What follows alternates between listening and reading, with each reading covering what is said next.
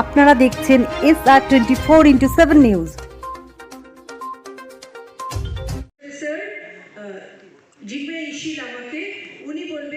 Of Buddhist texts, which were in Sanskrit, took place in the 8th century AD, 7th to 8th century AD under Chisholm Devsen, Shantarakshita, as well as under Guru Padmasambhava.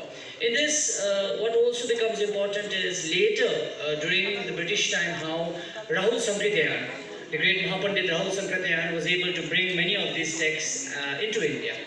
So in that way, what I wanted to connect over here is how this ancient repository of Indian culture or Indic culture is now facing constant threat. And this is seen especially after the Chinese communist invasion.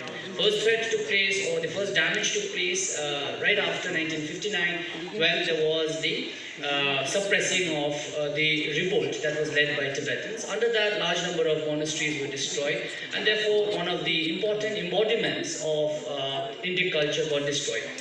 But a major destruction took place from 1966 till 1976 under the Cultural Revolution. Now what is happening right now, because I have to talk about the present, Tibetan language, which is the soul of Tibet, is facing extinction right now, because in most of the schools inside Tibet, whether it is in the Tibet Autonomous Region or in the Tibet Autonomous Provinces in Qinghai as well as in Sichuan, it's been replaced by Chinese, by Mandarin Chinese. I guess in the month of May or June, many of the primary schools in eastern Tibet, in a place known as Kanze, these schools, to a larger extent,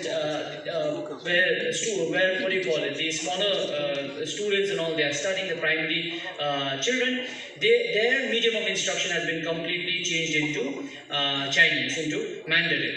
Then we have, which I'm sure Desi Sundula as well as the other speakers and all will also look into, we have the Tibetan boarding schools, which was started recently, especially under President Xi Jinping, where children as young as 5 or 6 years old are forced to leave their family and their homes, and they are forced to study in these Chinese boarding schools.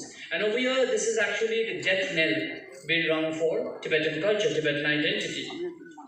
Also, curbing of the number of monks and nuns in monasteries, which has been happening. Again, we see number of monks and nuns being curbed.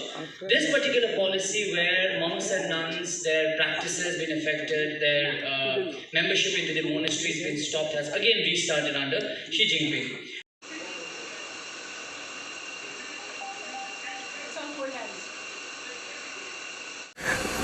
তিব্বত একটা ভারত চীন সম্পর্কের মাঝখানে একটা বিরাট বড় প্রশ্নচিহ্ন।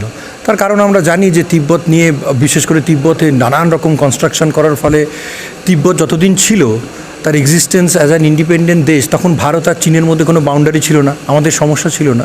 কিন্তু তিব্বত দখলের পরে ভারত আর চীন পরস্পরের সামনাসামনি মুখোমুখি এসে দাঁড়িয়েছে, এবং তারপর থেকে আমাদের দুর্ভাগ্যবশত বা চীনেরও দুর্ভাগ্যবশত যে ভারতকে তারা বন্ধুত্বের চোখে না দেখে শুধুমাত্র শত্রুত্বের চোখে দেখছে। এই দেখাটার ফলে যে সমস্যাটা হচ্ছে, যে দেখাটার ফলে আমাদের ক্রমাগত বর্ডার অঞ্চলগুলোতে অশান্ত হয়ে উঠছে। যে অঞ্চলগুলোতে কখনো কোনো গণ্ডগোল ছিল না, সে অঞ্চলগুলোতে কিন্তু এতে চীনা প্ররোচনা ব্যাপক পরিমাণে রয়েছে। অর্থাৎ তারা একটু জল মাপার চেষ্টা করে দেখছে যে ভারত কীভাবে এর বিরুদ্ধে রিঅ্যাক্ট করে।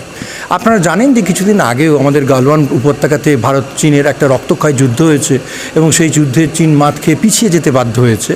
এই সমস্ত অবস্থায় দাঁড়িয়ে আমরা মনে করি যে আজকে ইউক্রেন রাশিয়ার দিকে তাকিয়ে যেরকম যুদ্ধ কোনোভাবে কোনো সমস্যার সমাধান হতে পারে না, ভারত এবং চীনের মতো দুটো এত বড় বিশ্বশক্তির এই যুদ্ধ পরিস্থিতির সৃষ্টি করা বা অশান্তি সৃষ্টি করার মাধ্যমে যে কোনো দিন এই তিব্বত সমস্যার সমাধান হবে বলে আমি মনে করি না। যেটার প্রয়োজন সেটা হচ্ছে দুটি দেশকেই কিছু কিছু তাদের স্বার্থের দিকে না তাকিয়ে একটা আলোচনার টেবিলে আসার ভীষণ প্রয়োজন। সেই আলোচনার টেবিলে আমি আসবো না, একে অপরের থেকে কেউ নিজেকে একটু উন্নত মনে করলে তাহলে সেই জায়গাটায় আমরা কোনোদিন সেই আলোচনার জায়গাটাতে আসতে পারবো না। দুটো দেশ যদি উপলব্ধি করতে পারে যে ভারত চীন সমন্বয় হলে এই পুরো অঞ্চলের অর্থনৈতিক উন্নয়ন, সামাজিক উন্নয়ন এবং পিস যেভাবে ছড়িয়ে পড়তে পারবে, সেটা কিন্তু পৃথিবীর অন্য কোনো জায়গায় হবে না। কেন, ভারত চীন পৃথিবীর প্রায় 1/3 জনসংখ্যাকে প্রায় রিপ্রেজেন্ট করছে। তাহলে এই বিশাল ভূখণ্ডের দুটো দেশ যদি একে অপরের সাথে অযথা বিবাদে জড়িয়ে পড়ে, সেই বিবাদের কোনো সীমানা হতে পারে না, এবং যুদ্ধের মাধ্যমে এর কোনো দিন এই সমস্যার সমাধান করা যাবে না। তাহলে আমরা আশা করব যে তিব্বতকে সামনে রেখে চীন ভারত দুপক্ষরই অন্য কোনো রকম প্ররোচনায় পা না দিয়ে একটা সুদীর্ঘ আলোচনায় আসা উচিত। আমরা জানি যে তিব্বতবাসী বিভিন্ন দ্বীপ ধরে চীন দেশে তারা মানে সংকুচিত হয়েছে, সম্প্রসারিত তারা হতে পারেনি। চীন সেখানে বিপুল পরিমাণে কনস্ট্রাকশন কাজ চালিয়ে চলেছে এবং যার ফলে কিন্তু একটা সারা পৃথিবী জুড়ে পরিবেশের উপর একটা ছাপ পড়ছে। চীনের তিব্বত উপত্যকায় প্রায় সারা পৃথিবীতে ছড়িয়ে থাকা 10টি থেকে 10টি নদীর উৎপত্তি। সেখানে এই বিরাট বিরাট জলাধার তৈরি করার ফলে কিন্তু আগামী দিনে ভারত থেকে শুরু করে অন্যান্য অনেক দেশ, তার মধ্যে কিন্তু পাকিস্তান, আফগানিস্তান, ভারত, বাংলাদেশ বাদেও একেবারে মেকং ডেল্টা অর্থাৎ কিনা মায়ানমার, থাইল্যান্ড, তোমার হচ্ছে গিয়ে ভিয়েতনাম, ক্যাম্বোডিয়া, লাওস, এই সমস্ত দেশগুলো ইনভলভড হয়ে পড়ছে, যাদের জলসম্পদ নিয়ে একটা বিরাট সমস্যার সম্মুখীন হতে হবে। এই অগ্রাসী নীতি তাদেরকে সমালোচনা করে আমাদের সকলকে নিয়ে একটা আলোচনার টেবিলে বসলে আমরা মনে করি যে ভারত চীন সম্পর্কটাকে অনেক দূরে নিয়ে যেতে পারে। বিশ্বের সবথেকে সমৃদ্ধশালী দুটো বিশাল রাষ্ট্র যদি একে অপরের প্রতি বরিতা ত্যাগ করে, শত্রুতা ত্যাগ করে বন্ধুত্বের আশ্রয় নেয়, যেটা কিনা শ্রদ্ধেয় দলাই লামা সবসময় বলছেন, তাহলে এই অঞ্চলের ব্যাপক উন্নয়ন সম্ভব এবং শান্তি। আমার নাম সৈকত বসু, আমি একজন ক্যানেডিয়ান, আমি কৃষি এবং কৃষিবিদ এবং পরিবেশবিদ। ধন্যবাদ।